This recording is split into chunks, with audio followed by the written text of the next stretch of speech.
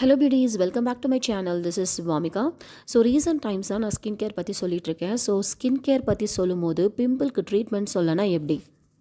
So பிம்பிளுக்கு ஒரு எஃபெக்டிவான ஒரு treatment சொல்கிறேன். But it's not a commercial brand. எனக்கே ஒரு டெர்மட்டாலஜிஸ்ட் அட்வைஸ் பண்ணது தான். ஸோ அதை உங்கள் கூட ஷேர் பண்ணணுன்னு நினைக்கிறேன். Because it does wonders to my skin.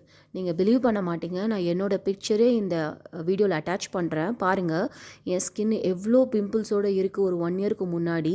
அதுலேருந்து நான் எப்படி ரெக்கவர் ஆனேன்றது பிக்சரையும் நான் போடுறேன், அதுவும் பாருங்கள். ஸோ இந்த ஒரே ஆயின்மெண்ட் தாங்க, வேறு எந்த கமர்ஷியல் ப்ராடக்ட்ஸும் நான் அப்ளை பண்ணல. நான் அதை மேஜிக் ஆயின்மெண்ட்டுன்னு தான் சொல்வேன். பிகாஸ் அதை போட்டு ஒரு 1 or 2 வீக்ஸ்லேயே வந்து எனக்கு பிம்பிள்ஸ் ரெடியூஸ் ஆக ஆரம்பிச்சிச்சு. இப்போ கூட எதனா ஒரு ஆக்டிவ் பிம்பிள் வந்ததுன்னா ஜஸ்ட் அந்த க்ரீமை மட்டும் ஒரு 2 டேஸ்க்கு நான் அப்ளை பண்ணுவேன். அது இருந்த மார்க்கு கூட தெரியாமல் அப்படியே போயிடும். ஸோ அந்த க்ரீம் பேர் டெரிவா சிஎம்எஸ் ஜெல். ஸோ இந்த ஒரு ஆயின்மெண்ட் உங்கள் கையில் இருந்தால் போதும். நீங்கள் பிம்பிளை பற்றி எப்போயுமே கவலைப்பட வேண்டியதே கிடையாது.